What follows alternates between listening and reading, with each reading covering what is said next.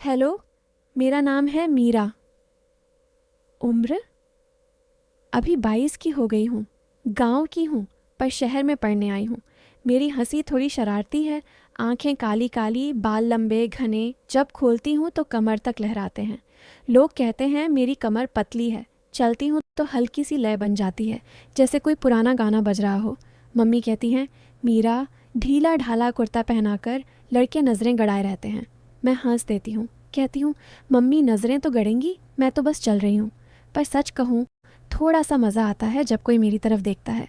मन में एक हल्की सी गुदगुदी सी होती है, जैसे कोई तितली पेट में उड़ रही हो। आज सुबह से ही कुछ अजीब सा लग रहा था। मैं हॉस्टल के कमरे में थी, खिड़की खुली थी। बाहर गली में चाय की दुकान पर भैया चाय उबाल रहे थे। उसकी खुशबू कमरे तक आ रही थी।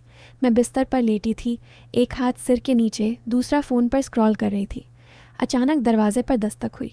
मैंने सोचा शायद रूममेट ने कुछ भूल गया होगा, पर जब दरवाज़ा खोला तो सामने खड़ा था वो लड़का। नाम था अर्जुन। हॉस्टल के बाहर का नहीं, हमारे ही कॉलेज का, पर रहता था बाहर किसी किराए के मकान में। कद लंबा, कंधे चौड़े, आंखें थोड़ी शरारती, पर बातें हमेशा साफ सुथरी। मीरा, एक मदद चाहिए थी, उसने कहा, आवाज़ में हल्की सी झिझक। मैंने मुस्कुराकर पूछा, क्या मदद अर्जुन भाई? मैं जानबूझकर भाई बोला, ताकि वो थोड़ा सहज हो जाए। वो हंसा, बोला, भाई नहीं, बस अर्जुन। फिर उसने बताया कि उसकी बाइक का पंचर हो गया है और वो आज अपने गांव जा रहा है। कोई ज़रूरी काम है। हॉस्टल के बाहर कोई मैकेनिक नहीं मिल रहा और मेरे पास स्कूटी है। तुम्हारी स्कूटी पर थोड़ा सामान रखवा दो, बस पंचर ठीक करवा कर लौटा दूंगा। मैंने सोचा, ठीक है, कोई बड़ी बात नहीं। पर मन में एक अजीब सा ख्याल आया। अर्जुन आज पहली बार मेरे कमरे के बाहर खड़ा था। मैंने जल्दी से दुपट्टा ठीक किया, कुर्ता नीचे खींचा और बोली, चलो चलते हैं। हम दोनों हॉस्टल के गेट तक आए। उसकी बाइक सड़क किनारे खड़ी थी, पीछे का टायर बिल्कुल छपटा। उसने सामान उठाया, एक बड़ा सा बैग, थोड़ा भारी। मैंने स्कूटी स्टार्ट की, वो पीछे बैठा। हॉस्टल की लड़कियां खिड़कियों से झांक रही थीं। कोई हंस रही थी, कोई कुछ फुसफुसा रही थी। मुझे लगा है जैसे मेरी कमर पर उसकी नज़रें टिक गई हों। पर जब पीछे मुड़ी तो वो बस बैग को संभाल रहा था। हम पंचर वाली दुकान तक पहुंचे। दुकान वाला अंकल बोले, आधा घंटा लगेगा। अर्जुन ने कहा, मीरा तुम जाओ, मैं यहीं रुकता हूँ।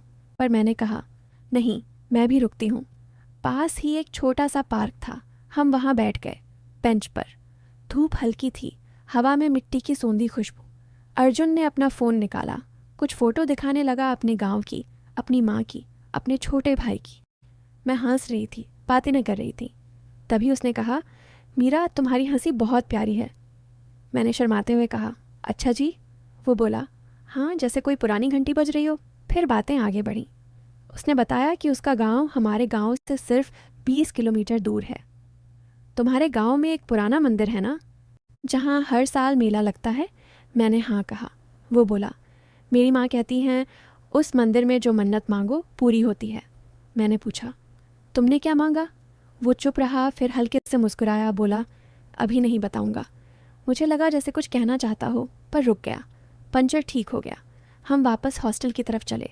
रास्ते में उसने कहा, मीरा एक बात कहूँ? मैंने हाँ कहा। वो बोला, तुम बहुत अच्छी हो, बस इतना। मैंने हंस कर टाल दिया, पर मन में एक हल्की सी गुदगुदी फिर से हुई। हॉस्टल पहुंचकर उसने बैग उतारा, स्कूटी लौटाई और चला गया। मैं कमरे में आई, बिस्तर पर लेट गई और सोचने लगी, ये क्या हो रहा है। अगले दिन सुबह फिर दस्तक हुई। इस बार अर्जुन नहीं, उसकी बहन थी, नाम था नेहा, उम्र मेरी ही।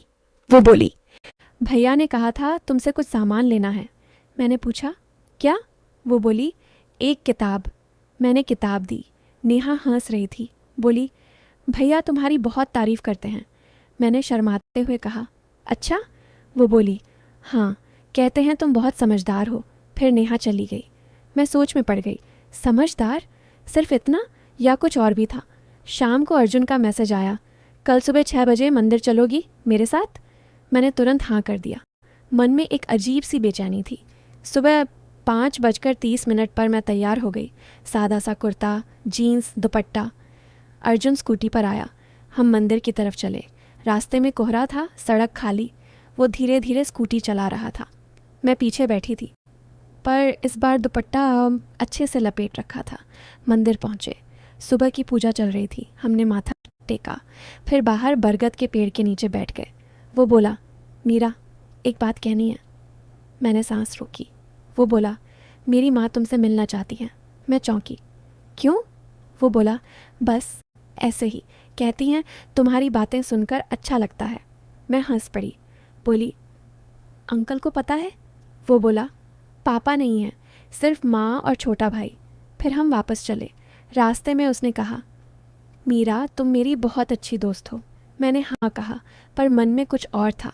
अगले कुछ दिन ऐसे ही बीते। कभी मैसेज, कभी फ़ोन, कभी हॉस्टल के बाहर चाय। लोग बातें बनाने लगे। कोई कहता, मीरा का कुछ चल रहा है। कोई कहता, अर्जुन तो अच्छा लड़का है। मैं चुप रहती।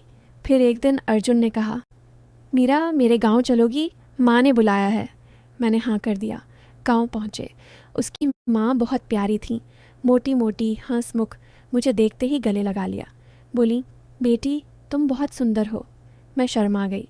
फिर खाना खिलाया, बातें की। शाम को अर्जुन का छोटा भाई आया, नाम था चिंटू। बहुत शरारती।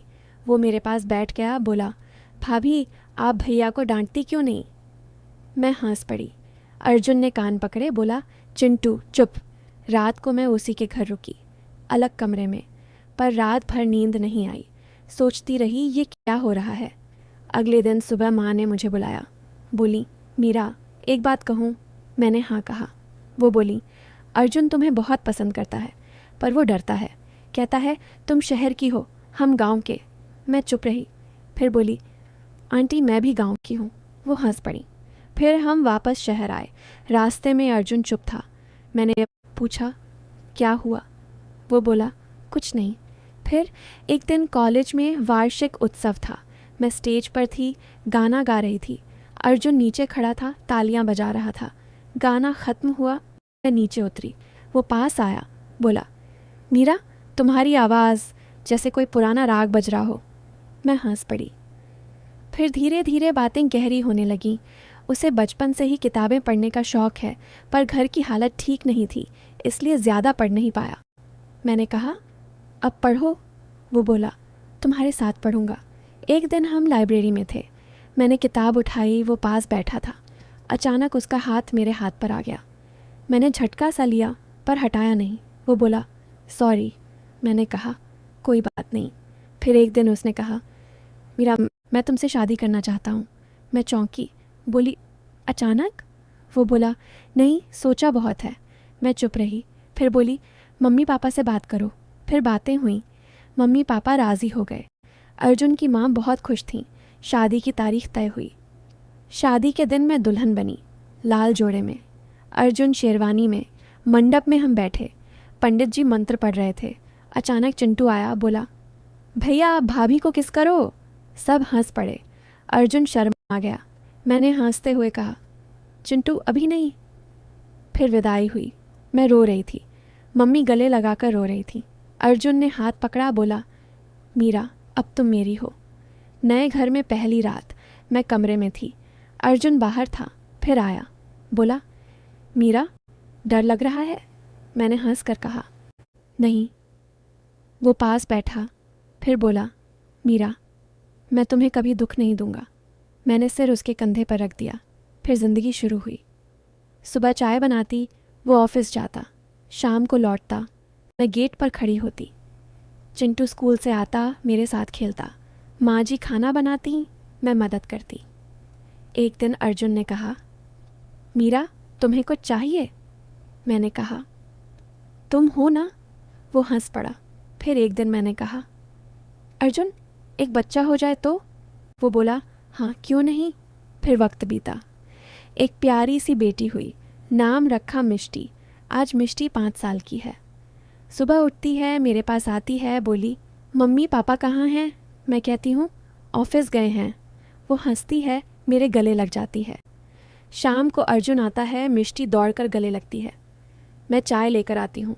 हम तीनों बरामदे में बैठते हैं। सूरज डूबता है, हवा चलती है, मिष्टी की हंसी गूंजती है और मैं सोचती हूँ ज़िंदगी कितनी खूबसूरत है। बस यही है मेरी कहानी। ना कोई बारिश, ना कोई बिजली गई, ना कोई बाजार, ना कोई बीमारी। बस 2 लोग, 2 दिल और ढेर सारा प्यार। अब तुम बताओ कैसी लगी?